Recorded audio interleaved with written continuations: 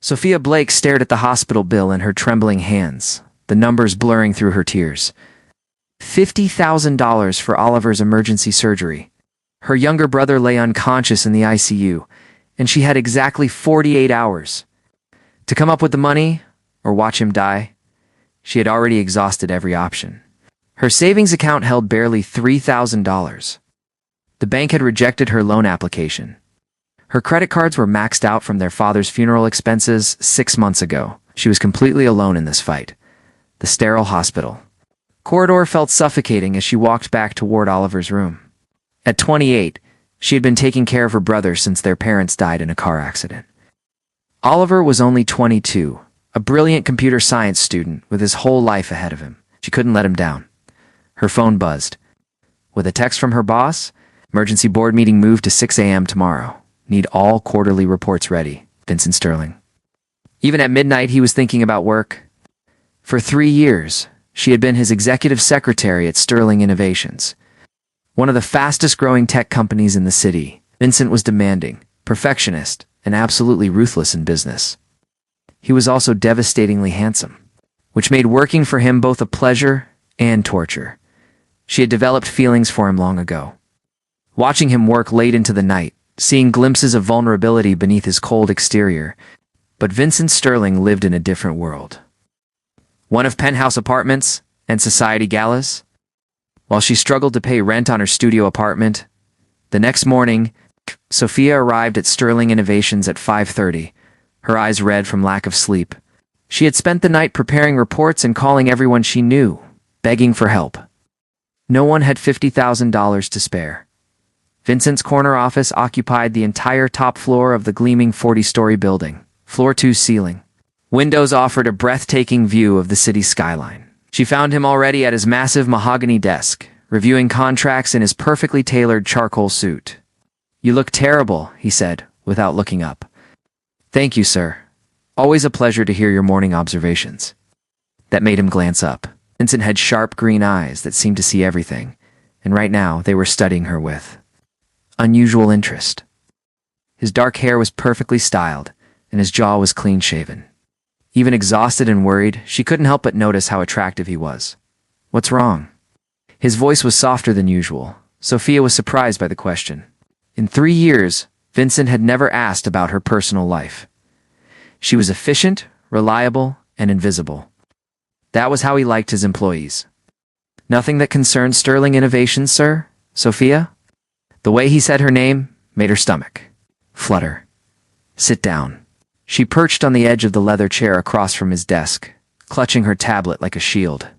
Vincent leaned back in his chair, his intense gaze never leaving her face. "I've known you for 3 years. You've never looked like this. What happened?" The kindness in his voice was her undoing.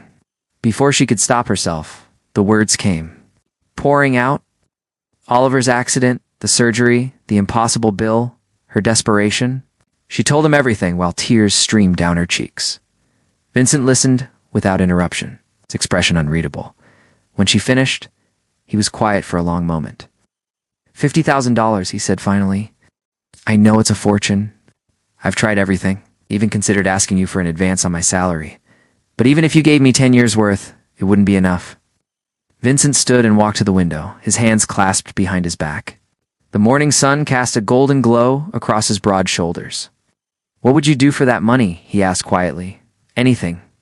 The word escaped before she could think. "I would do anything to save my brother." He turned around and there was something different in his eyes. Something calculating and intense. "Anything?" A chill ran down her spine. "What are you asking?" Vincent walked back to his desk and opened a drawer. He pulled out a thick folder and placed it in front of her. "My mother has given me an ultimatum. I have to be married within 30 days, or she'll use her influence with the board to remove me as CEO. The company would go to my cousin Richard, who would destroy everything I've built." Sophia stared at the folder. "I don't understand." "Open." With shaking fingers, she opened the folder. Inside was a marriage contract, already prepared by lawyers. Her name was typed in the bride section. "You want to marry me?" Her voice was barely a whisper.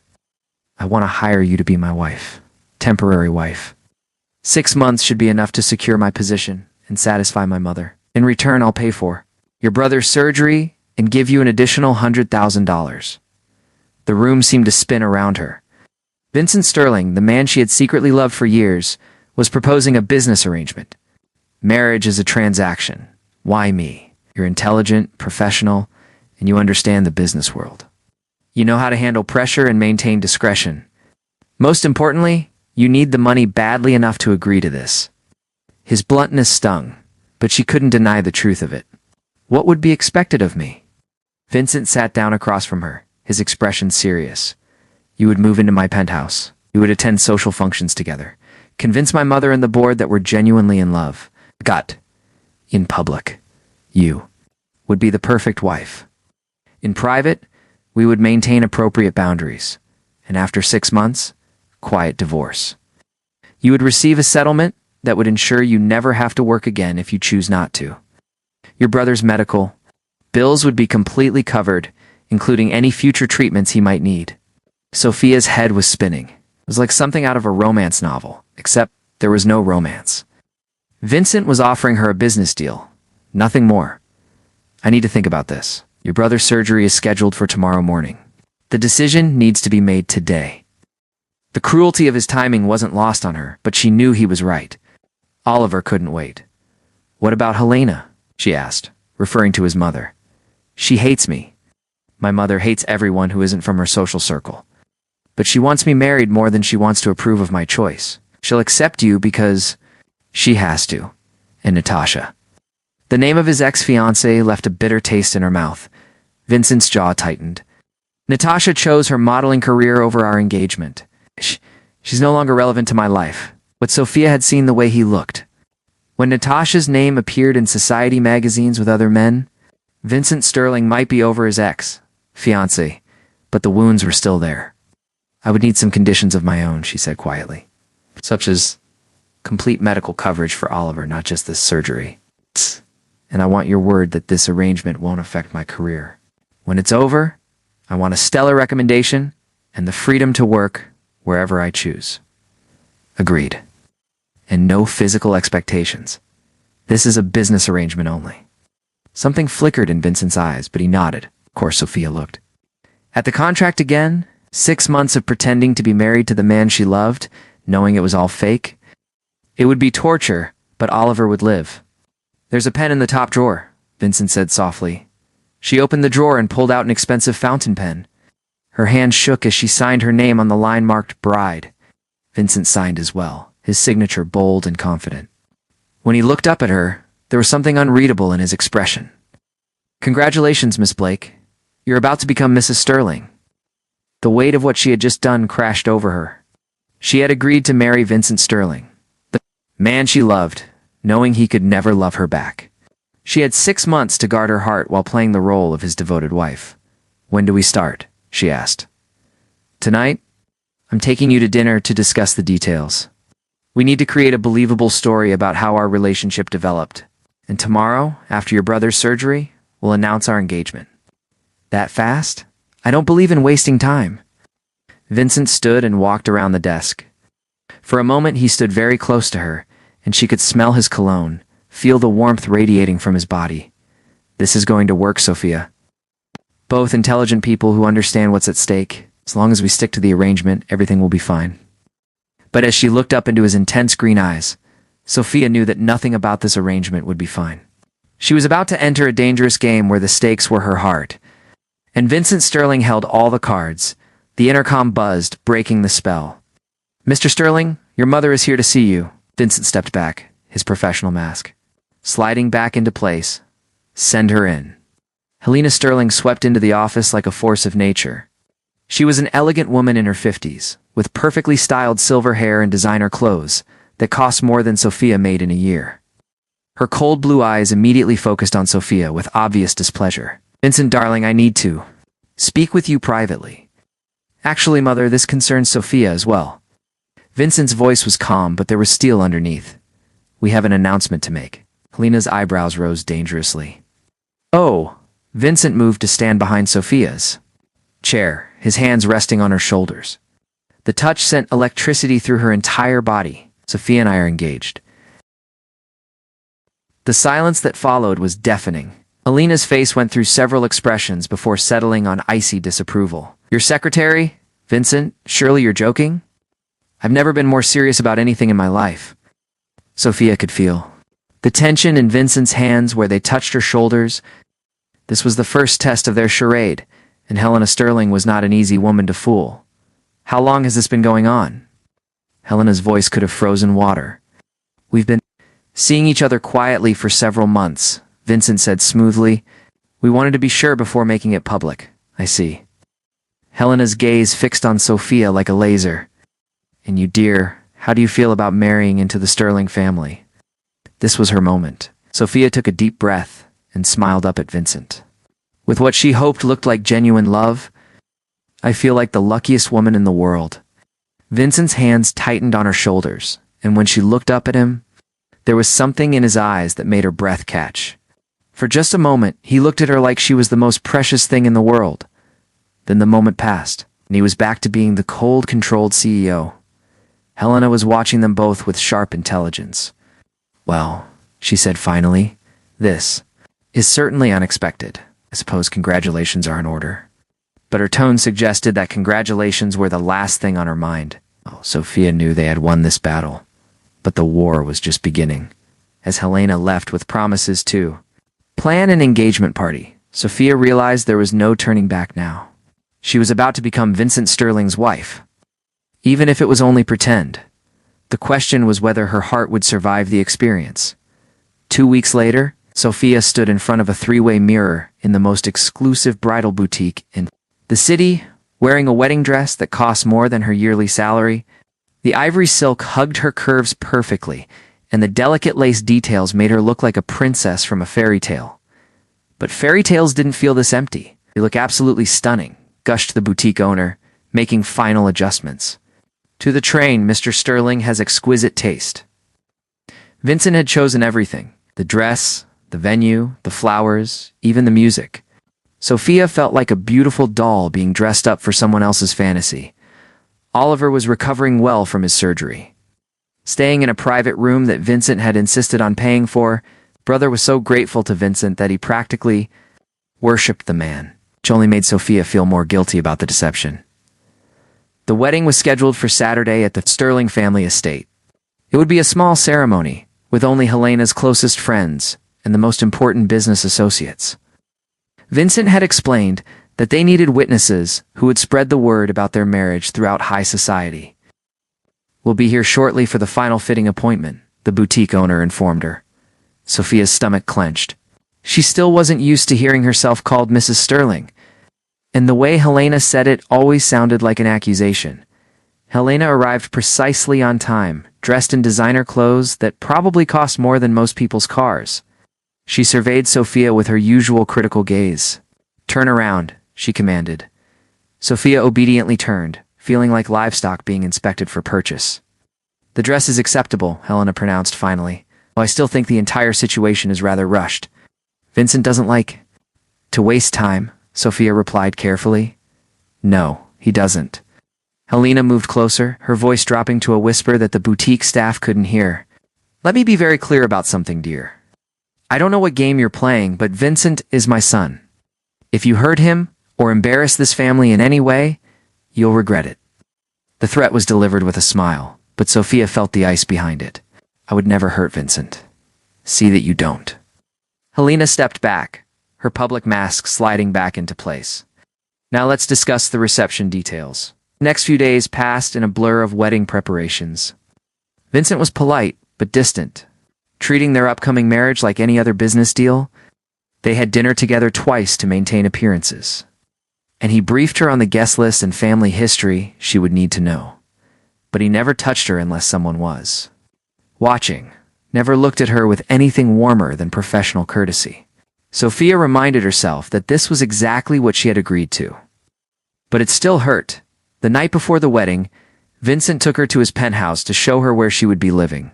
The apartment was stunning, all clean lines and expensive. Furniture with a breathtaking view of the city skyline. Your room is down this hall, he said, leading her to a beautifully decorated guest suite.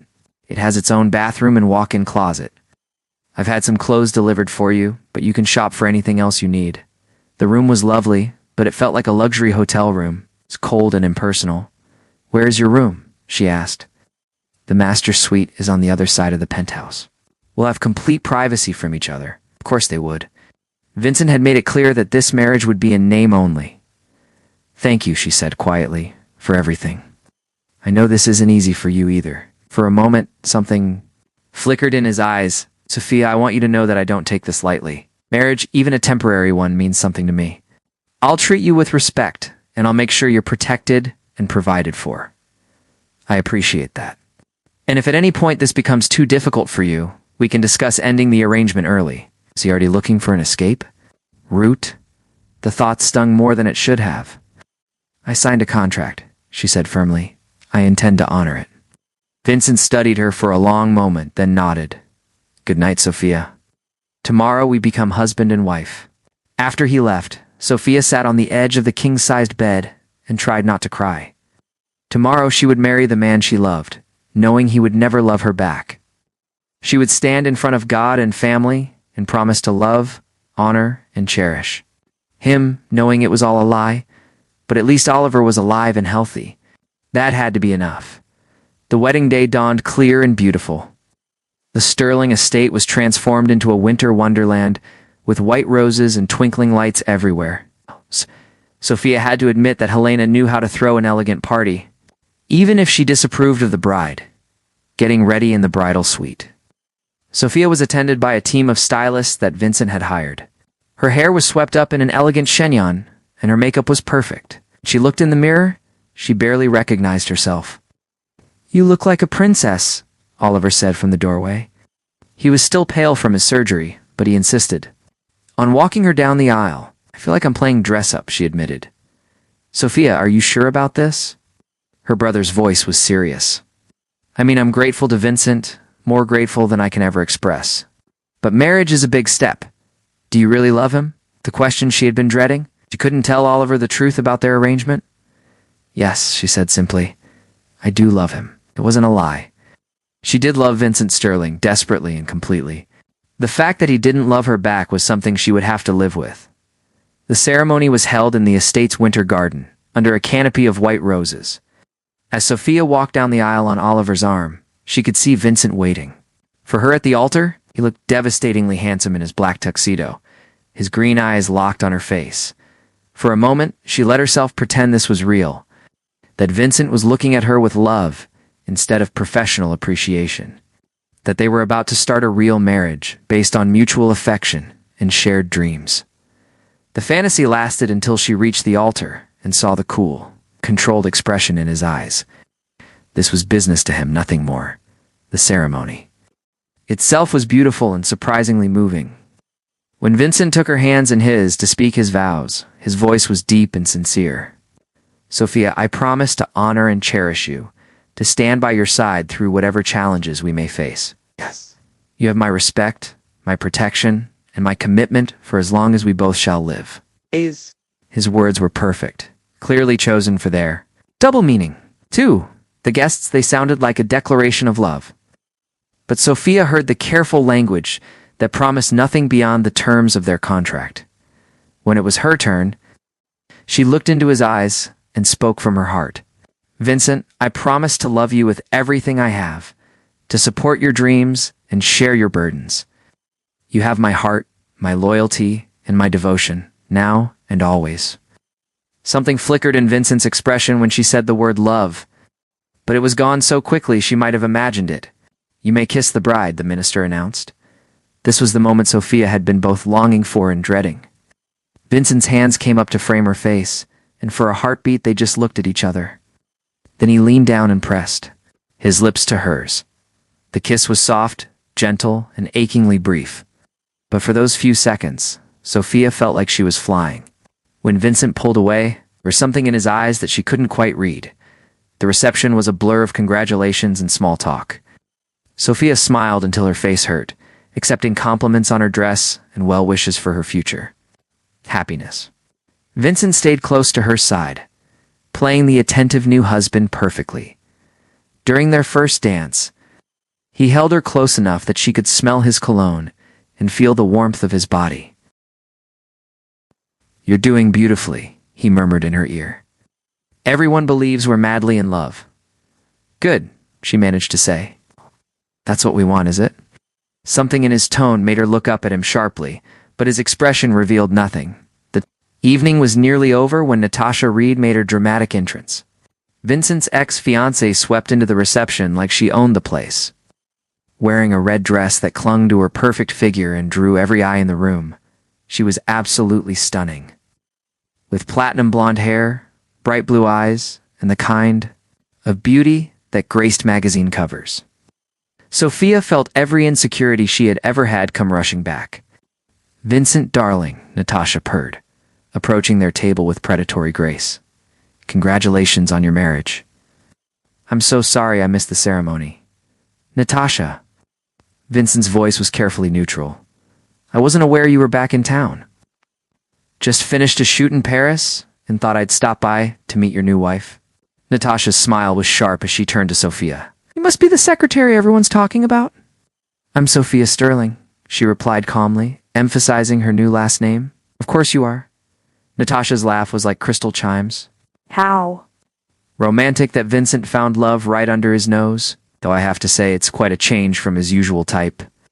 The insult was delivered with such sweetness that it took a moment to sink in. Sophia felt her cheeks burn, but before she could respond, Vincent's arm tightened around her waist. "Sophia is everything I never knew I wanted," he said coolly. "I'm the luckiest man alive." Natasha's perfect smile faltered slightly. "How wonderful." Oh.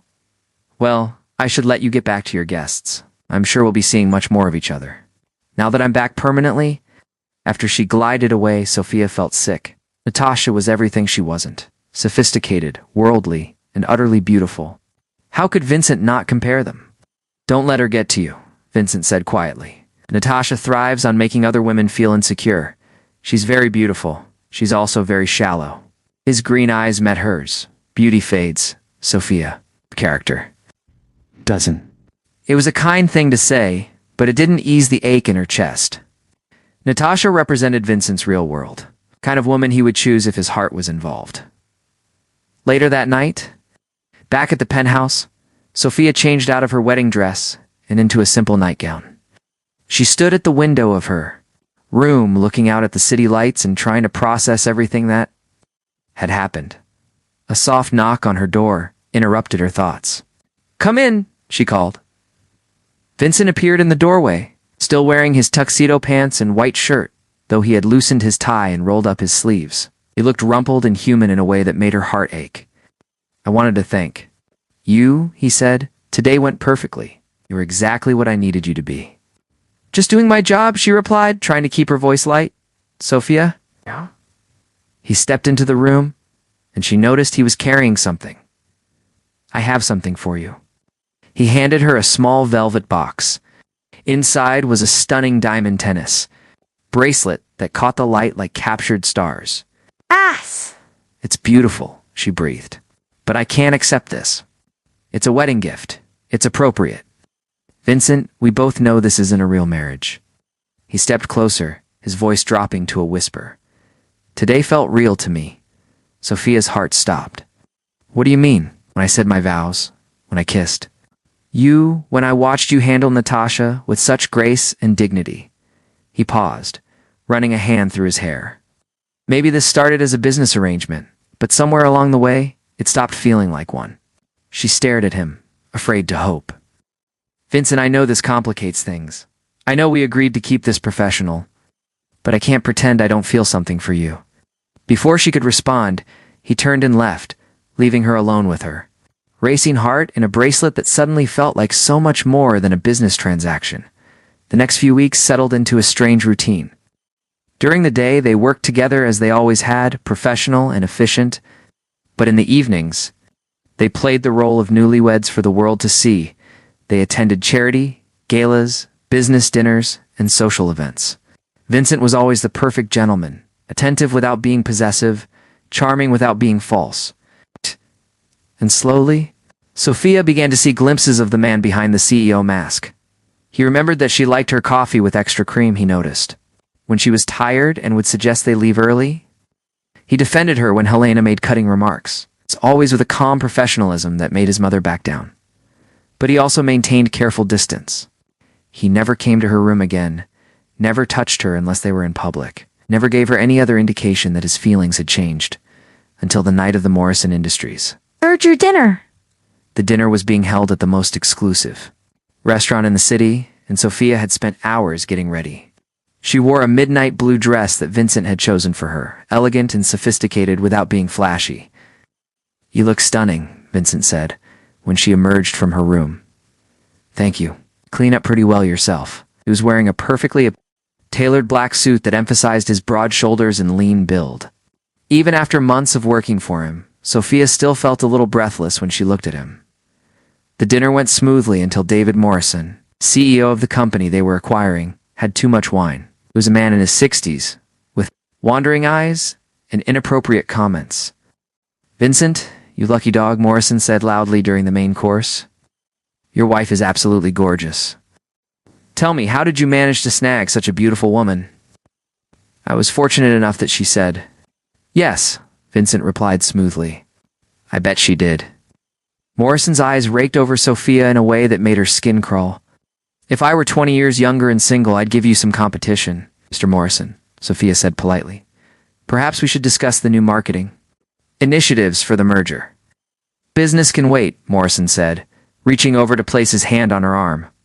"I want to know more about the woman who tamed Vincent Sterling." Vincent's jaw tightened dangerously. "David, I think you've had enough wine." "Nonsense," Morrison laughed, his hand moving higher on Sophia's arm. "The night is young, and so is your lovely wife." "Remove your hand." Vincent's voice was deadly. "Quiet? What?" "We're just talking." But Morrison's hand lingered possessively. Vincent stood so abruptly that his chair fell backward. "I said, remove your hand from my wife." The entire restaurant went silent. Morrison finally removed his hand, looking confused and slightly offended. "There's no need to get territorial, Vincent. I was just being friendly." "Friendly doesn't involve touching another man's wife without permission?" Vincent's green eyes were blazing with fury. "The deal is off." "Vincent, wait," Morrison said, suddenly sobering. "Don't let a misunderstanding ruin a profitable partnership. There's no misunderstanding. You disrespected my wife, which means you disrespected me. Sterling Innovations doesn't do business with people we don't respect." He held out his hand to Sophia. "We're leaving." In the car ride home, Vincent was silent, his hands gripping the steering wheel so tightly his knuckles were white. "You didn't have to do that," Sophia said quietly. "You just lost a $20 million deal." "I don't care about the money, Vincent. It was just business." Morrison was drunk and inappropriate, but nothing. He pulled over to the side of the road and turned to face her. "Sophia, you are my wife. Contract or not, temporary or not, I won't stand by and watch someone treat you like that." The intensity in his voice took her breath away. "Thank you for defending me." "I'll always defend you," he said simply. "You're under my protection now." Stared at each other in the dim light of the car, and Sophia felt something shift between them. This wasn't about business anymore. This was about something much deeper and more dangerous. "Vincent," she whispered. He leaned closer, and for a moment she thought he was going to kiss her. But then he pulled back, starting the car again. "We should go home." That night, Sophia lay in bed thinking about the way Vincent had looked at her, the way he had defended her without hesitation. She was falling deeper in love with him every day. She didn't know how much longer she could pretend otherwise. 3 months into their marriage, Natasha returned with a vengeance. She started showing up at their social events, always looking perfect, always finding ways to get Vincent alone for private conversations. "She's trying to win him back," Oliver observed during one of his visits to the penthouse. "It doesn't matter," Sophia replied, though her heart clenched at the thought. "Doesn't it?" "Sophia, I may be your little brother, but I'm not blind. You're in love with your husband." Sophia couldn't deny it anymore. "It doesn't matter how I feel. This marriage has an expiration date." Maybe it doesn't have to, but Sophia knew better. Vincent had made it clear from the beginning that this was temporary. She was fooling herself if she thought anything had really changed. The crisis came on a Friday evening. Sophia arrived home, early from a dentist appointment, to find Vincent and Natasha in the living room, standing very close together. Natasha's hand was on Vincent's chest, and she was looking up at him with tears in her eyes. "I made a mistake, Vincent," Natasha was saying. "I should never have left you. We are perfect together." Sophia froze in the doorway, unable to move or speak. "Natasha," Vincent said quietly, "that's in the past. It doesn't have to be. You married her on the rebound, I understand that. But you can get an annulment. We can start over." "I'm not getting an annulment because of your mother, Vincent. She'll understand. I'm the one she always wanted you to marry anyway." Sophia's heart shattered. Helena had always preferred Natasha, had made no secret of it. Natasha was right. They had been perfect together. Beautiful, sophisticated, from the same world. She turned to leave, but her heel caught on the marble floor, making a small sound. Both Vincent and Natasha looked toward the doorway. "Sophia," Vincent said, stepping away from Natasha immediately. "I'm sorry," Sophia managed to say. "I didn't mean to interrupt." "Yeah? You're not interrupting anything," Vincent said firmly, "but—" Natasha smiled smugly. "Actually, Vincent and I, we're just catching up. It's amazing how much we still have in common." "I'm sure you do," Sophia replied, proud that her voice remained steady.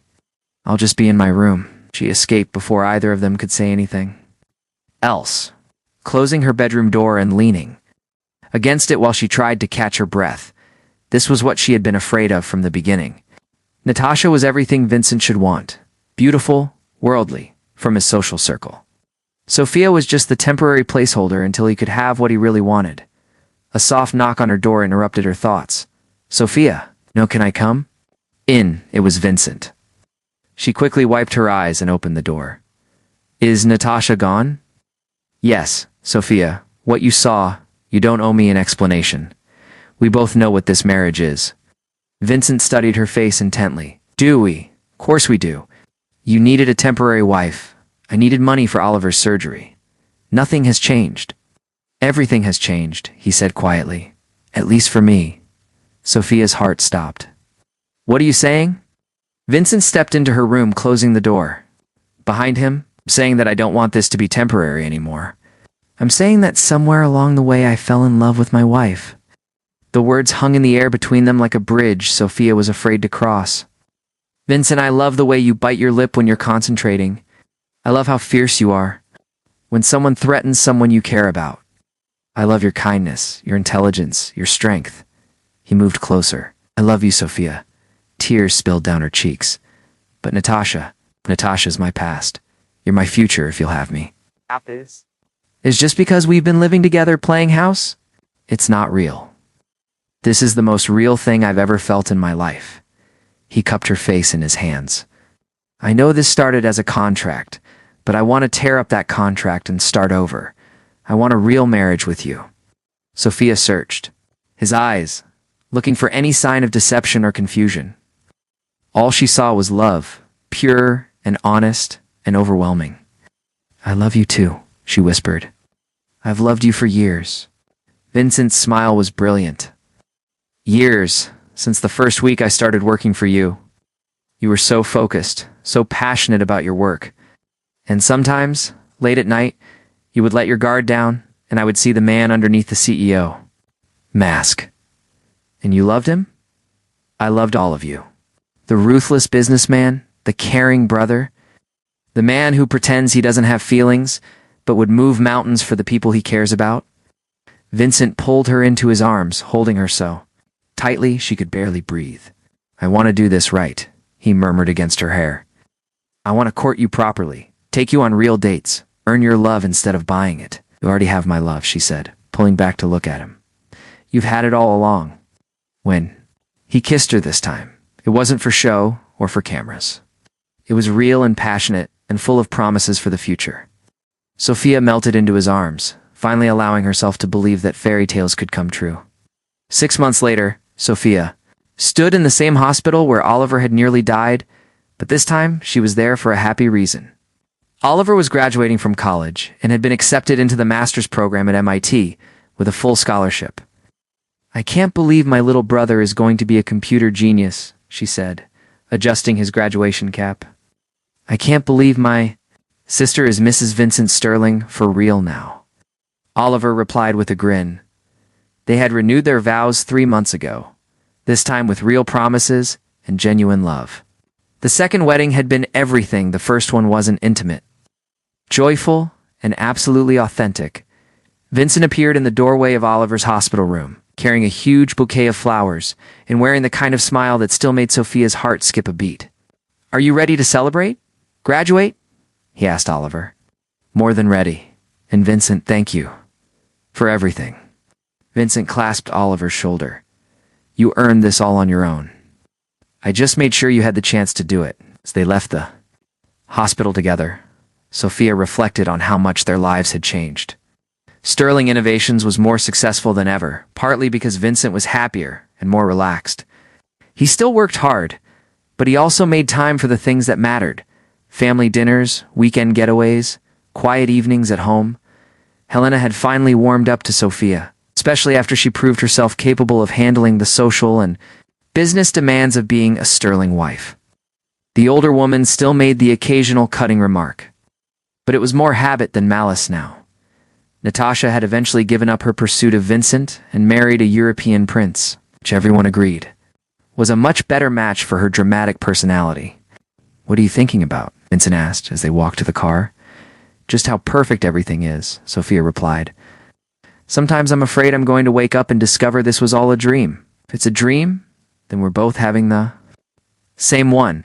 Vincent stopped walking and pulled her into his arms right there on the sidewalk. "And I never want to wake up." He kissed her thoroughly, not caring who might be watching. When they broke apart, both were breathless. "I love you, Mrs. Sterling," he murmured. "I love you too, Mr. Sterling." Oliver cleared his throat loudly. "Kay, you two! Save some romance for the private moments. I'm hungry and you promised me the best graduation dinner in the city." They laughed and continued toward the car, but Vincent kept his arm around Sophia's waist. She leaned into his warmth, marveling at how a desperate business arrangement had turned into the greatest love story of her life. Later that evening, after they had celebrated Oliver's graduation and sent him off to pack for MIT, Vincent and Sophia sat on their penthouse balcony watching the city lights twinkle below them. "Do you ever regret it?" Sophia asked quietly. "Just giving up your freedom, settling down so young?" Vincent turned to look at her, his green eyes serious. "The only thing I regret is waiting so long to tell you how I felt. I wasted months being afraid. To ruin our arrangement when I should have been honest about my feelings from the beginning. I'm glad things happened the way they did," Sophia said. "If you had told me you loved me right away, I might not have believed it. I might have thought you were just trying to make the best of a difficult situation. And now I know that what we have is real. It grew naturally, despite the artificial circumstances. That makes it stronger, not weaker." Vincent reached into his jacket pocket and pulled out a small velvet box, different from the one that had held her wedding gift. I have something for you," he said. Sophia's breath caught. "Vincent, what?" "I bought you a wedding ring when we got married the first time, but it was just for show. This time I want to give you something that represents how I really feel." He opened the box to reveal a stunning ring with a center diamond surrounded by smaller stones in the shape of a flower. It was delicate and feminine and absolutely perfect. "It's beautiful," she whispered. "The center stone represents us," Vincent said, as he slipped the ring onto her finger beside her original wedding band. "And the smaller stones represent everyone we love, Oliver, your parents' memory, even my difficult mother. Our love is at the center, but it's surrounded and supported by family." Tears spilled down Sophia's cheeks. "I can't believe you thought of that. I've had a lot of time to think about what you mean to me, what our life together means. Sophia, you saved me. It's not just from my mother's ultimatum or from a loveless marriage to someone else. You saved me from a life without real joy, without someone who sees all of me and loves me anyway." "You saved me too," she replied. "Not just financially, though that was important. You gave me a family again. You gave me a home and a purpose and a love I never thought I deserved." They sat in comfortable silence for a while, watching the city below and planning their future. There would be challenges ahead: business pressures, family expectations, the normal ups and downs of married life. But they would face them together, with love and trust and the unshakable knowledge that they belonged to each other. "Oh, what are you thinking about now?" Vincent asked, noticing her thoughtful expression. "I'm thinking about how this all started." "With a contract," Sophia said with a smile. The most romantic contract ever written. Should we frame it? Absolutely. Right next to our real marriage certificate. Vincent laughed and pulled her closer. I love you, Sophia Sterling. 8. You too, Vincent Sterling? Now and always. As the stars appeared overhead, they began planning their real honeymoon, not the brief weekend they had taken after their first wedding, but a proper romantic trip to celebrate their authentic love. They talked about children they wanted to have, business ventures they wanted to pursue together, and the life they would build with honesty and passion instead of contracts and arrangements. It had started as the most unromantic proposal imaginable, a business deal born of desperation and necessity. But it had become something beautiful, something lasting, something real. Sometimes the best love stories begin with the most unlikely circumstances. Sometimes a contract can become a promise, a charade can become genuine, and a temporary arrangement can become forever. Vincent and Sophia Sterling had learned that love doesn't always follow the expected path. Sometimes it sneaks up on you during late-night business meetings and formal social events. Sometimes it grows in the space between what you think you want and what you actually need. But when it's real, when it's right, when it's meant to be, it doesn't matter how it started. It's what matters is how it ends. And for Vincent and Sophia, the ending was just the beginning.